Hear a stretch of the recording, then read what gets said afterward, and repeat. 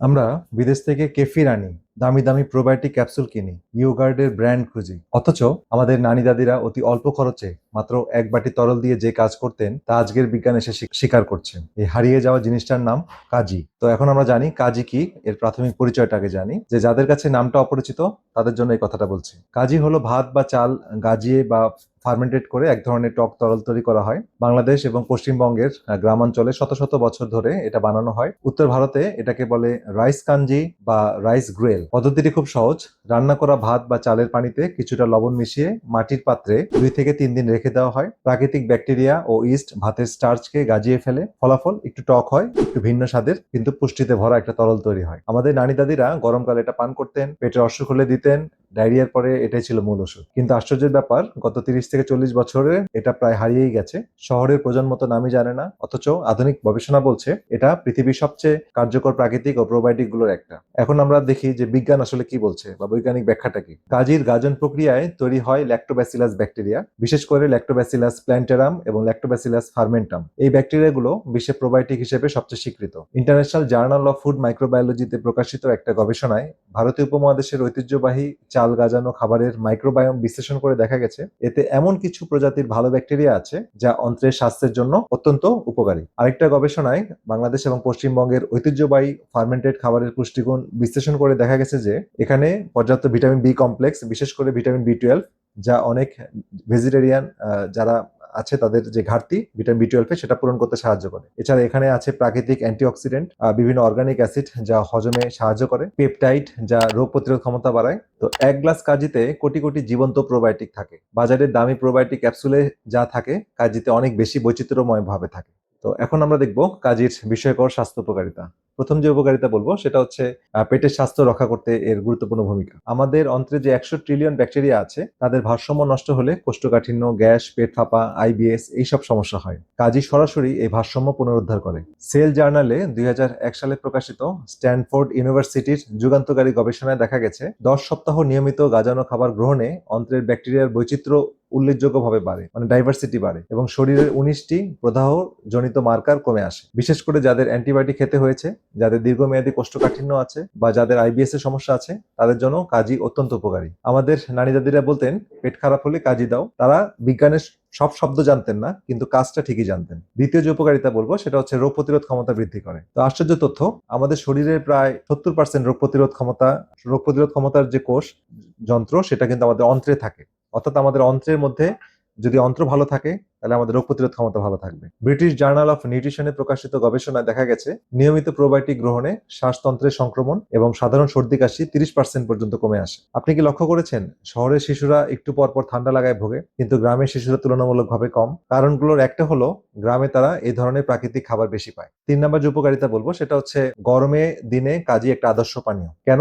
কারণ এতে প্রাকৃতিক ইলেকট্রোলাইট থাকে, এর মধ্যে পর্যাপ্ত পরিমাণে সোডিয়াম, পটাশিয়াম থাকে। এই কারণে আমাদের পূর্বপুরুষেরা গরমকালে কাজি পান করতেন। মাঠে কাজ করতে যাওয়ার আগে এক গ্লাস কাজি, সারাদিন শক্তি থাকতো, ঘামে যে লবণ পানি হারাতো কাজি তা পূরণ করতো। আজকের ভাষায় এটাকে বলা হয় ন্যাচারাল ইলেকট্রোলাইট ড্রিঙ্ক। বাজারে গ্যাটোরেট বা ওআরএস এর প্রাকৃতিক বিকল্প এটা। ডাব্লিউএইচও এর তথ্য অনুযায়ী বাংলাদেশে গরমে হিট এক্সজশন ও পানি শূন্যতা একটা বড় স্বাস্থ্য সমস্যা। কাজী এর সহজ ও সাশ্রয়ী সমাধান। 4 নম্বর যে উপকারিতা বলবো সেটা হচ্ছে, অনেকে অবাক হবেন, সেটা কাজী মানসিক স্বাস্থ্যেও ভূমিকা রাখে। কিভাবে? অন্ত্র আর মস্তিষ্কের মধ্যে সরাসরি যোগাযোগ আছে, যেটাকে বলে গাট ব্রেন এক্সিস। আমাদের শরীরে 90% সেরোটোনিন, যেটা হ্যাপি হরমোন নামে পরিচিত, সেটা তৈরি হয় অন্ত্রে।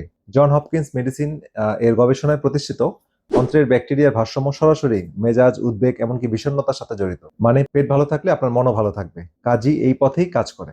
তো এখন কথা হচ্ছে যে এই কাজী কিভাবে আমরা তৈরি করব। তো পদ্ধতিটি অবিশ্বাস্য রকমের সহজ। এটার জন্য যা লাগবে আমাদের: আতপ চাল বা ভাত 1 কাপ, পানি 1 লিটার যেটা ফোটানো এবং ঠান্ডা পানি, পিঙ্ক সল্ট বা সাদা লবণ বা সি সল্ট 1 চা চামচ, এবং মাটির পাত্র বা কাচের জার। তো কিভাবে করবো এটা?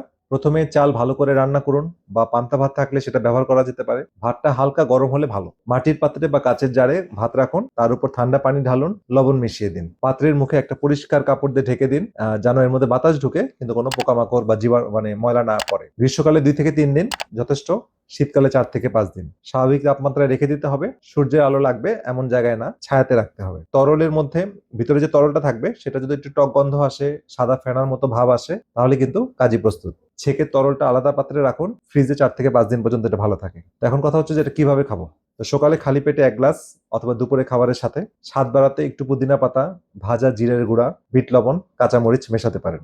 তবে কিছু গুরুত্বপূর্ণ সতর্কতা এখানে মাথায় রাখতে হবে।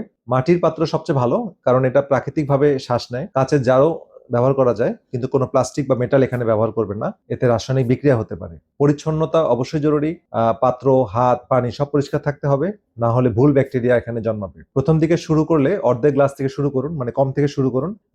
এটা 3-4 দিন সময় দিন নিজের অন্ত্রের সাথে এটাকে মানিয়ে নেওয়ার জন্য, কারণ অন্ত্রে হঠাৎ করে অনেক বেশি প্রোবায়োটিক চলে আসলে 2-1 দিন পেট ফাঁপা লাগতে পারে। তো সাধারণত 4-5 দিনের মধ্যে এটা ঠিক হয়ে যায়। যারা প্রেগনেন্ট, যাদের রোগ প্রতিরোধ ক্ষমতা খুবই দুর্বল বা যাদের কিডনির গুরুতর সমস্যা আছে, তারা ডাক্তারের সাথে আলোচনা করে এটা গ্রহণ করতে পারে। যদি কাজের গন্ধ পচা মাছ বা পচা ডিমের মতো মনে হয় বা রং কালো হয়ে আসে বা কালো হয়ে যায়, তাহলে সেটা অবশ্যই ফেলে দিবেন, সেটা গ্রহণ করবেন না, সেটা নষ্ট হয়ে গেছে। ঠিক মতো গাজানো কাজই একটু টক গন্ধ থাকবে, কিন্তু ঘৃণ্য হবে না।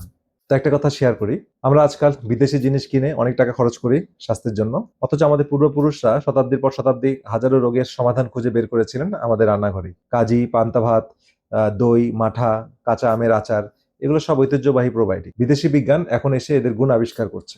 এই জ্ঞান হারিয়ে যেতে দিবেন না। আপনার মা, দিদিমার কাছে জিজ্ঞেস করুন তারা কিভাবে বানাতেন, সেটা লিখে রাখুন, আপনার পরের প্রজন্মকে শেখান। এটা শুধু খাবার না, এটা আমাদের পরিচয়। এই ভিডিওটা যদি ভালো লেগে থাকে, লাইক বাটনে চাপ দিন। আমাদের ঐতিহ্য সম্পর্কে এই তথ্য আপনার পরিবার এবং বন্ধুদের সাথে শেয়ার করুন। বিশেষ করে যারা পেটের সমস্যায় ভুগছেন, তাদের কাছে এই ভিডিওটি পৌঁছানো দরকার। কমেন্টে আমাকে বলুন, আপনি কি আগে কাজি খেয়েছেন? আপনার বাড়িতে কি কেউ বানাতো? কি নামে চিনতেন? আপনাদের গল্প শুনতে চাই। আর সবচেয়ে গুরুত্বপূর্ণ, এই সপ্তাহেই বাড়িতে কাজি বানিয়ে ফেলুন, তারপর কমেন্টে রিপোর্ট দিন কেমন হলো, খাওয়ার পরে কি ধরনের অনুভব করলেন, বা আপনাদের ফিলিংসটা বা অনুভবটা, মানে অনুভূতিটা কি। এই কমেন্টগুলো আমি পড়বো ইনশাল্লাহ। চ্যানেলটি সাবস্ক্রাইব করে রাখুন আর বেল আইকনে চাপ দিন। পরের ভিডিওতে দেখাবো আরেকটা হারিয়ে যাওয়া বাঙালি প্রোবায়োটিক, পান্তা ভাত। এর পেছনে যে বিজ্ঞান, সেটা শুনলে চমকে যাবেন। নিজের শিকড়কে চিনুন। ভালো থাকুন, সুস্থ থাকুন। দেখা হবে পরের ভিডিওতে। আল্লাহ হাফেজ।